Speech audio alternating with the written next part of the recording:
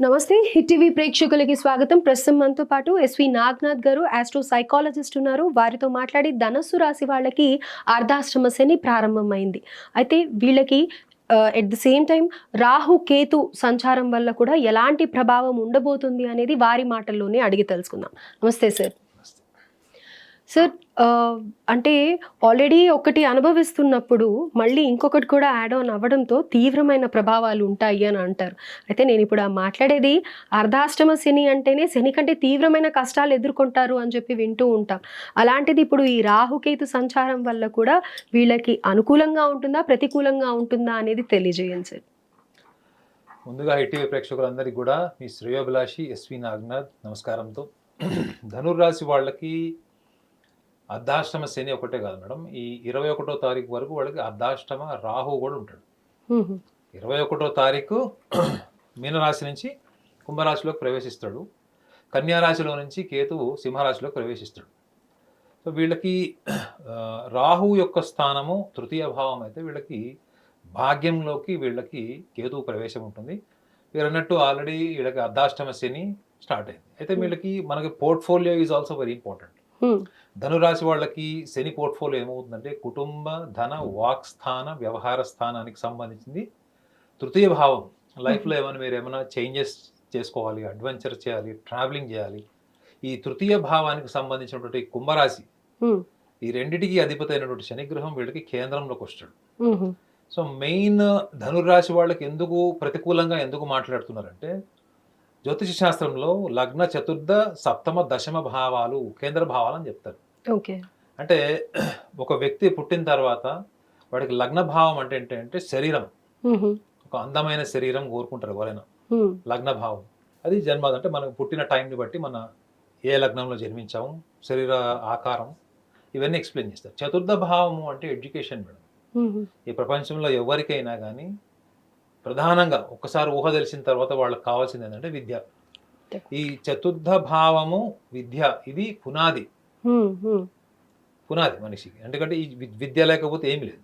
So ఈ విద్యాస్థానం అయినటువంటి ఈ చతుర్థ భావం అయినటువంటి మీనరాశిలోకి ఇప్పుడు శని ప్రవేశించాడు మొన్న 30వ తారీఖు. సో కేంద్ర భావాల్లో ఎక్కడ కూడా పాపగ్రహాలు ఉండకూడదు. అంటే క్షీణచంద్రుడు కానీ, రవి కానీ, శని కానీ, రాహుకేతువులు ఇవి కేంద్ర భావాల్లో ఉండకూడదు. శుభగ్రహాలు ఉంటే ఏముండాలి? గురు, శుక్రుడు, బుధ గ్రహాలు ఉండాలి. ఈ 3 శుభగ్రహాల కింద చెప్తారు. అదే మీకు సంపూర్ణ చంద్రుడు కూడా మళ్ళా శుభగ్రహం కింద చెప్తారు.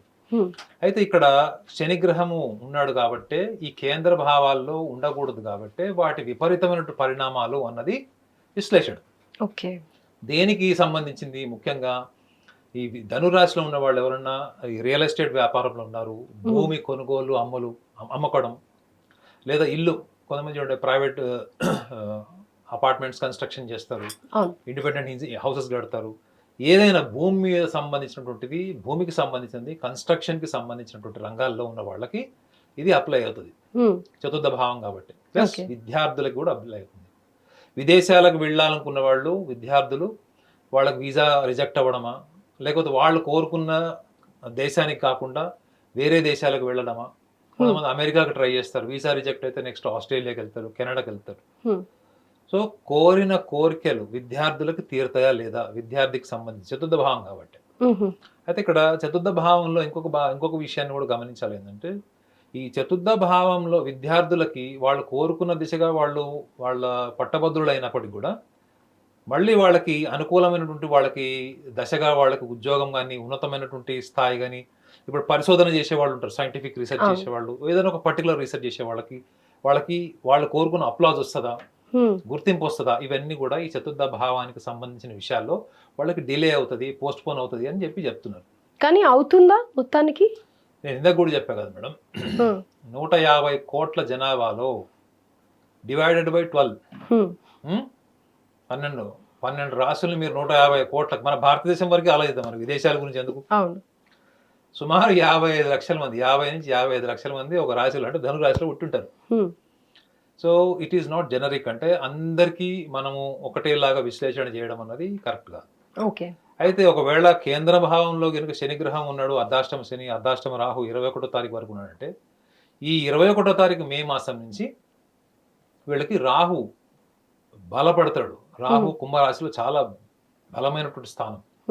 అందరూ సాంప్రదాయ జ్యోతిష్యులు చాలా మంది వృషభ రాశిని మాత్రమే కన్సిడర్ చేస్తారు, ఎందుకంటే ఉచ్చ స్థానం కాబట్టి.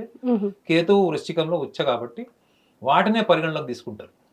కానీ రాహు ఎప్పుడు కూడా అసెండింగ్ మోడ్లో ఉండి కేతువు డిసెండింగ్ మోడ్లో ఉండాలి. ఫర్ ఎగ్జాంపుల్ ఇదే రాహు మకర రాశిలోకి వచ్చాడు అనుకోండి, is descending and Ketu is ascending in కర్కాటక రాశి. కేతువు కర్కాటక రాశిలో అసెండింగ్ మోడ్కి వెళ్తాడు 180 degrees. చూడండి 180 degrees మకరంలోకి వస్తే కేతు పైకి వచ్చేస్తాడు. అదే యాంటీ క్లాక్ ఉంటుంది రాహు కేతు యొక్క సంచారం, క్లాక్ వైజ్ ఉంటుంది. మిగతా గ్రహాలన్నీ క్లాక్ వైజ్ ఉంటాయి. చూడండి ఇప్పుడు శని మళ్ళా రేపు పొద్దున మేషంలో నుంచి వృషభంలోకి వెళ్తాడు తప్ప మేషంలో నుంచి మీనంలోకి రాడు, మీనంలో నుంచి కుంభంలోకి రాడు. ఇప్పుడు ప్రస్తుతం మీనంలో ఉన్నాడు. మేషం కుంభం మేషం వృషభం ఇట్లా వెళ్తాడు క్లాక్ వైజ్. రాహుకేతులు యాంటీ క్లాక్ వెళ్తారు వాళ్ళు. సో ఇప్పుడు రాహు అక్కడ పవర్ఫుల్ అనుకున్నప్పుడు ముఖ్యంగా ట్రావెలింగ్ వీటికి సంబంధించిన విషయాలు కూడా చెప్పా కదా మీకు. రాహు తృతీయంలో చాలా పవర్ఫుల్ అని, అందులో కుంభంలో. సో విద్యార్థులకి ట్రావెలింగ్ వల్ల విదేశాలకు వెళ్ళి చదువుకోవడం వల్ల వాళ్ళకు కొంత డిలే అవుతుంది తప్ప but success is definitely in to their path. అంటే వాళ్ళకు సక్సెస్ అన్నది వాళ్ళకు దొరుకుతుంది. కావాల్సిందల్లా ఏంటంటే ధనురాశి వాళ్ళ యొక్క స్వభావాన్ని కూడా మనం దృష్టిలో పెట్టుకోవాలి. ఎందుకంటే భాగ్యస్థానంలోకి కేతువు కూడా వస్తున్నాడు కదా, వీళ్ళకి కర్మలను ఆచరింపజేసేవాడు, ఎన్నో జన్మల కర్మఫలం యొక్క మానవ జన్మ అని చెప్తాడు. ఈ కేతు యొక్క సంస్కారం కూడా పూర్వజన్మ నుంచి వస్తుంది. మనిషి ఆలోచన, ఊహ, బుద్ధి, నిర్ణయాలు, సంస్కారం, ప్రవర్తన ఇదంతా కూడా కేతు యొక్క స్థానము. వ్యక్తిగత జాతకంలో చూసి చెప్పాలి, గోచారంలో కొంచెం జనరల్ ఇన్ఫర్మేషన్ చెప్తాం. సో ఇప్పుడు వీటికి రాహు యొక్క స్థానం ముఖ్యంగా ఈ తృతీయంలో ఉన్నటువంటి రాహు వీళ్ళకి సక్సెస్ని వీళ్ళకి రీసోర్సెస్ని ఇచ్చినప్పటికీ కూడా ఈ ధనురాశి వాళ్ళ ప్రయత్నం ఎప్పుడు కూడా వీళ్ళ చాలా రిచ్ అంటే చాలా సంపన్నమైనటువంటి ఆలోచనలు. వీళ్ళు ఏమైనా చేస్తే టాప్ యూనివర్సిటీలో చదువుకోవాలి, ఒకవేళ ఇల్లు కొనుక్కుంటే కూడా చాలా ది బెస్ట్ హౌస్ కొనుక్కోవాలి. సో వీళ్ళ ఆలోచనలు అన్నీ కూడా చాలా విలువైనవి, అంటే చాలా కాస్ట్లీ థాట్స్ ఉంటాయి. మళ్ళీ చతుర్థంలో శని ఏం చేస్తాడు వీళ్ళకి, నువ్వు కాస్ట్లీ ఇల్లు కాదు నాయన, ఫస్ట్ ఇల్లు కొనుక్కో, then you go for the interior dream. అంటే మీ డ్రీమ్ హౌస్ ఒకటి ఉంటుంది మేడం. మీరు ఇప్పుడున్న ఇల్లు మీ డ్రీమ్ హౌసా? Or else you wanted house, it is a safe house, a secured house. Madam మీరు సేఫ్ ఆర్ సెక్యూర్డ్ ఉండాలి అని అనుకుంటాం. ఓకే, నేనున్న ఇల్లు మాత్రం డ్రీమ్ హౌస్. అంటే ఇంటీరియర్ వైజ్ నేను అలా చేసుకున్నదాన్ని. సో అంటే మన డ్రీమ్ హౌస్, మన డ్రీమ్స్ ఏవైతే ఉంటాయో అవి ఫుల్ఫిల్మెంట్కి ఇది కరెక్ట్ టైం కాదు. But success is in your path. మీరు సక్సెస్ఫుల్ అవుతారు, రీసోర్సెస్ ఉంటాయి, ఎన్విరాన్మెంట్ అంతా కూడా మీకు అనుకూలిస్తుంది. కానీ మీ డ్రీమ్స్ ఏవైతే ఉంటాయో ప్రతి మనిషి ఊహించుకొని వాటిని సాధించుకోవడం కోసం చేసేటువంటి ప్రయత్నంలో మీకు మోర్ దాన్ 40% డిసప్పాయింట్మెంట్ ఉంటుంది. బట్ 100% రిజల్ట్ ఫెయిల్యూర్ అయితే ఉండదు కదా, అట్లీస్ట్ కొంచెం అన్న రీచ్ అవుతాం. అదొకటి. రెండోది లాస్ట్ 1.5 year అంటే లాస్ట్ 2 years వేసుకోండి, వీళ్ళు ధనురాశి వాళ్ళు ఏవైతే వీళ్ళు వాళ్ళ కోసం చేసినటువంటి కృషి, అంటే విద్యార్థులకు ముఖ్యంగా రీసెర్చ్ స్కాలర్స్ కానీ వాళ్ళు విద్యార్థి దశలో వాళ్ళు చేసినటువంటి ప్రయత్నాలు, వాళ్ళకు అప్పుడు రావాల్సినటువంటి అప్లాజ్ కానీ, ఐడెంటిటీ కానీ, ఫైనాన్షియల్ రిసోర్సెస్ కానీ, ప్రమోషన్స్ కానీ, ఇవన్నీ కూడా వాళ్ళకి ఈ టైంలో పక్కా వస్తాయి. వాళ్ళకి మోర్ దాన్ 80%, అంటే 10 మందిలో 8 మందికి వస్తాయి. ఓకే, ఇంకా పర్సనల్ హారోస్కోప్ మీద డిపెండ్ అయి ఉంటుంది. పర్సనల్ హారోస్కోప్ దశ అంతర్దశ భుక్తిని బట్టి ఉంటుంది. But generically if you speak generic manner, then ఇది మాత్రం it applies to 8 out of 10 people. Right, ఇది వస్తుంది. ఇంకొక విషయాన్ని కూడా మనం దృష్టిలో పెట్టుకోవాలి. ఏంటంటే ఈ ధనురాశి వాళ్ళకి ఏంటంటే తొందరగా పరిస్థితులకు అనుగుణంగా వాళ్ళు అడాప్ట్ చేసుకొని ముందుకు వెళ్ళడానికి చాలా టైం తీసుకుంటారు. They are very introverts. ఎక్కువగా వాళ్ళ నిర్ణయాల్ని బహిరంగంగా చెప్పారు. రెండోది ఎదుటి వ్యక్తులకి నో చెప్పలేరు. అంటే అవసరానికి మించినటువంటి సహాయము, మొహమాటానికి వెళ్ళి చాలా మటుకు వీళ్ళ సందర్భం వీళ్ళకి ప్రతికూలించి ఇంకా విషమ పరిస్థితులు వచ్చే వరకు కూడా వీళ్ళ ఆర్థిక సహాయాన్ని మానరు. వీళ్ళు వేరే వాళ్ళకి చేసేది. సో ముఖ్యంగా కుటుంబంలోనే వీళ్ళకి శత్రువులు ఉంటారు, సిబ్లింగ్స్ కానీ ఎవరన్నా. ఎందుకు అంటే వీళ్ళకి సూటిగా ఆలోచించడం, సూటిగా మాట్లాడడం, పాయింట్ బ్లాంక్ గా ఉండడం వీళ్ళకి ఇష్టం. కానీ వ్యవహారంలో అది కుదురుతుందా? ఈ వ్యవహార శైలిని చెప్పేది రాహువు. సో కాబట్టి వీళ్ళకి వ్యవహార శైలిలో వచ్చేటువంటి సమస్యలు కూడా ఒక లెసన్ కింద తీసుకోవాలి. అంటే రిఫ్లెక్ట్ అయ్యి దాన్ని మళ్ళీ రిపీట్ చేయకుండా చూడాలి. ఇదొకటి. కేతువు వీళ్ళకి ధార్మికంగా వీళ్ళకి చాలా ఉపయోగపడుతుంది ఈసారి. తప్పకుండా వీళ్ళకి ధార్మిక బలం పెరుగుతుంది. ఈ ధార్మిక పరమైనటువంటి అంశాల్లో కూడా వీళ్ళు గతంలో చేసినవి, ముఖ్యంగా స్పిరిచువల్ గురూస్ వాళ్ళందరికీ కూడా, ఎవరైతే స్పిరిచువల్ సాధన చేస్తున్నటువంటి వాళ్ళు, వాళ్ళలో ఎవరైనా కొంతమంది ఉంటారు చూడండి, అనవసరంగా నిందలు పడి చెడ్డ పేరు తెచ్చుకున్న వాళ్ళు, వీళ్ళని వదిలేసి దూరం వెళ్ళిపోయిన వాళ్ళు, వీళ్ళని ఇప్పుడు కరెక్ట్గా అర్థం చేసుకొని వీళ్ళకి దగ్గరకు వచ్చేటువంటి అవకాశాలు కూడా బలంగా ఉంటాయి.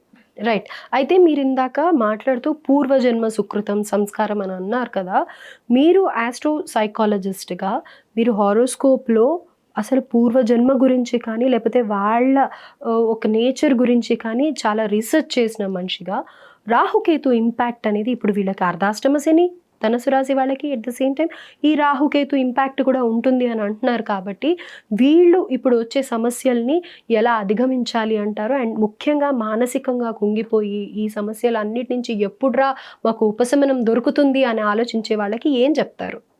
ముఖ్యంగా ధనురాశి వాళ్ళకి, ధనురాశి వాళ్ళకి ఒక సూచన ఏంటంటే, వీళ్ళకి రాహుకేతు యొక్క సిగ్నిఫికెన్స్ వీళ్ళల్లో ఎక్కడ కనిపిస్తుంది ఇంపాక్ట్ అంటే, the extremity of the behaviour. Rahu Ketu అన్నది మనకి ఛాయాగ్రహాలుగా అయితే, నేను రాహుకేతువుని ఒక మనిషిలో ఎలా చూస్తాను అంటే, ద ఎక్స్ట్రీమిటీ అంటే మీలో చాలా చిన్న చిన్న విషయాలు కూడా మీరు విపరీతంగా స్పందిస్తారు. చాలా సున్నితంగా చెప్పాల్సిన దాన్ని కూడా మీరు చాలా వైలెంట్గా వైబ్రెంట్గా చెప్తారు. చాలా గోటితో పోయేదానికి గొడ్డల్ని తీసుకొస్తారు. ఓకే. లేదా చిన్న చిన్న విమర్శలకు కూడా మీరు బాగా కృంగిపోయి ఇక మనకి ప్రపంచమే వద్దు అనే వైరాగ్య ధోరణికి వెళ్ళిపోతారు. డిటాచ్మెంట్ కోరుకుంటారు. ఎవడు నాకు అవసరం లేదనుకుంటారు. ఇది రాహుకేతువుల ఎక్స్ట్రీమిటీ. ఇది ఎందుకు? ఇది ఇది నిజంగా సందర్భం అంత డిమాండ్ చేసిందా? చూడండి, అక్కడ సందర్భం ఏం డిమాండ్ చేసింది, నువ్వేం రియాక్ట్ అయ్యావు. ఓకే. ఈ రెండింటి మధ్యలో యుద్ధం జరుగుతుంది కదా. సో కాబట్టి వీళ్ళు గ్రహించాల్సింది కూడా ఏంటంటే, వీళ్ళు ఎక్కువగా క్రిటిసిజంని తీసుకోవాలి మేడం. వీళ్ళు తీసుకోవాలి కన్స్ట్రక్టివ్ క్రిటిసిజం అన్నది తీసుకోవాలి వీళ్ళు. ఓకే. వీళ్ళు అసలు కొద్దిపాటి విమర్శను కూడా తీసుకోలేరు. వీళ్ళు హైపర్ సెన్సిటివ్. మీ డ్రెస్ బాగోలేదు అని నేను చెప్పానంటే అది నా అభిప్రాయం మేడం, అంతే తప్ప డ్రెస్ బాగోలేదు కాదు. ఆ కెమెరామెన్ చెప్తాడు, మేడం మీ డ్రెస్ చాలా బాగుందని చెప్తాడు. సో మీ డ్రెస్ నాకు బాగోలేదని చెప్పానా, మీ డ్రెస్ బాగుంది కానీ నాకు నచ్చలేదని చెప్పానా, ఈ డ్రెస్ మీకు సూట్ కాలేదని చెప్పానా, that is my state of mind. కానీ మీరు తీసుకోవడం ఏంది, వాడు నన్ను విమర్శించాడు. సో అక్కడతో ఏమైపోతుంది అంటే, మీరు ఒక బౌండరీ వాల్ కన్స్ట్రక్ట్ చేసేసారు. అంటే మీ సైకలాజికల్ ఎవల్యూషన్ లేకుండా మీరే చేసుకుంటున్నారు. దానికి ఒకటే ఒక సూచన ఏంటి వీళ్ళకి అంటే, విమర్శల్ని తీసుకోవడం అన్నది వీళ్ళు నేర్చుకుంటే వీళ్ళకి బ్రిలియన్స్, నాకు తెలిసి వీళ్ళకి జీనియస్ బ్రెయిన్ ఉంటుంది. ఓకే. ఎవరికి? ధనురాశి వాళ్ళకి. ఆ జీనియస్ బ్రెయిన్ అన్నది ఈ చిన్న చిన్న రీజన్స్ వల్ల బ్లాక్ అయిపోతుంది. సో వీళ్ళకి రావాల్సినంత గుర్తింపు రాదు. వీళ్ళకి గుర్తింపు రాకుండా వేరే వాళ్ళు చేసే పొలిటిసైజ్ నేచర్ని కూడా వీళ్ళు కంట్రోల్ చేయలేరు. వ్యక్తుల్ని అంచనా వేయలేరు. ఎప్పుడైతే మీరు క్రిటిసిజం తీసుకుంటారో అప్పుడు మీరు ఇంకా డీప్గా వెళ్తారు, లోతుగా తెలుసుకుంటారు. సో దానివల్ల ఏమవుతుందంటే వీళ్ళు కోరుకున్న స్థాయి కన్నా ఎక్కువ వీళ్ళకి ఐడెంటిటీ వస్తుంది. ఓకే. సో వీళ్ళకి నేను సూచించేటువంటిది ఒక ధార్మిక పరమైనటువంటి ఒకవేళ నేను నా సూచన వీళ్ళకి ఏమైనా ఉంది అంటే మాత్రం, వీళ్ళు సోషల్ సర్వీసెస్లో ముఖ్యంగా పూర్ పీపుల్కి సంబంధించింది, వీళ్ళు ఏ ఫీల్డ్లో ఉన్నా, వీళ్ళు ఏ రంగంలో ఉన్నా కానీ పూర్ పీపుల్ వీళ్ళు జనరల్గా డిఫాల్ట్ వీళ్ళు హెల్ప్ చేస్తారు మేడం. ధనురాశి వాళ్ళు ఎప్పుడు కూడా they are very open minded and open handed people to help anyone. So నేను నా సూచన కూడా ఏంటంటే, వీళ్ళకి ఎదుటి వాళ్ళకి హెల్ప్ చేసేటప్పుడు మీరు ఒక విషయాన్ని గ్రహించి హెల్ప్ చేయండి. పూర్ పీపుల్కి ఎవరికైనా కానీ మీరు దాంట్లో ఉన్నటువంటి ఐడెంటిటీని తీసేసి మీరు హెల్ప్ చేయండి. ఓకే. మీరు ఒకళ్ళకి హెల్ప్ చేసేటప్పుడు జనరల్గా మన మనసులో ఏం కోరుకుంటాం, మనకి ఎక్కడో ఒక ఐడెంటిటీ క్రియేట్ అవుతుంది. ఏంటంటే నేను వాళ్ళకి హెల్ప్ చేశాను, వాళ్ళకి అది చేశాను. వీళ్ళు జనరల్గా వీళ్ళు చేసిన హెల్ప్ వేరే వాళ్ళతో డిస్కస్ చేస్తారు. ఓకే. అసలు అది మర్చిపోవాలి, చేసారా అయిపోయింది. When you help don't tell even to the second person. Okay. అది మీకు ఒక కాస్మిక్ ఎనర్జీ లాగా మీలోకి ఎంటర్ అవుతుంది. If you share the godly help or godly spiritual help or godliness with the society and with the friends, that energy will be diluted. If you don't share with anyone, if you just keep that help, the need only with you, then that is what is going to connect with the cosmos and nature. Okay. అది వీళ్ళకి ఒక బలమైనటువంటి ఆధ్యాత్మిక బలం కింద మారిపోతుంది. So వీళ్ళకి జీవితంలో కష్టకాలంలో, ఫెయిల్యూర్స్ టైంలో, టఫ్ టైం మేనేజ్మెంట్లు వచ్చినప్పుడు అదే ప్రకృతి వీళ్ళకి అనుకూలంగా మారుతుంది. రైట్. సో ఈ చిన్న విషయాన్ని కనుక వీళ్ళు దృష్టిలో పెట్టుకొని వీళ్ళు దీన్ని కంటిన్యూ చేస్తే రాహుకేతువుల యొక్క ఆ, ప్రభావం. ప్రభావం ఒకటి, గోచార ఫలంలో మార్పు కానీ, అర్ధాష్టమ శని కానీ వీళ్ళని టచ్ కూడా చేయదు. వా నైస్. అందుకే పెద్దలు కూడా అంటూ ఉంటారు కదా, ఈ చేత్తో చేసిన దానం ఈ చేతికి కూడా తెలియకూడదు అని అనేసి. మీరు కూడా చాలా చక్కగా చెప్పారు. అసలు అంటే పూర్ పీపుల్కి హెల్ప్ చేయాలి అని అంటారా ధనుసు రాశి వాళ్ళు ముఖ్యంగా? పూర్ పీపుల్ హెల్ప్ చేయాలి. ఆ హెల్ప్ చేసినది సీక్రెట్గా వాళ్ళ దగ్గర పెట్టుకోవాలి. రైట్. దానివల్ల అనుకూలమైన పరిస్థితులు ఎదుర్కొంటారు. అండ్ ఏదైతే ఇప్పుడు ఈ ట్రాన్సిట్ ఉండబోతుందో రాహు కేతు కానీ ఆల్రెడీ వాళ్ళు ఫేస్ చేస్తున్న అర్ధాష్టమ శని ప్రభావం కానీ తగ్గుతుంది అని అంటారు. ఎందుకంటే వాళ్ళకి భాగ్యంలోకి కేతు వస్తాడు. మ్హూ. సో ద ఎక్స్పాన్షన్ జరగాలి అంటే ఫస్ట్ నువ్వు నీలో ఉన్నటువంటి కర్మలను ఆచరించేటువంటి విధానంలో నువ్వు తగ్గించుకోవాలి, అంటే మినిమైజ్ అవ్వాలి. మ్. when your identities becomes minimized, then your spiritual energy will be expanded. It's a very simple law. మ్. అది వీళ్ళకి జరుగుతుంది. థ్యాంక్ యూ సార్, చాలా చక్కగా ఎక్స్ప్లెయిన్ చేశారు. ధన్యవాదాలు.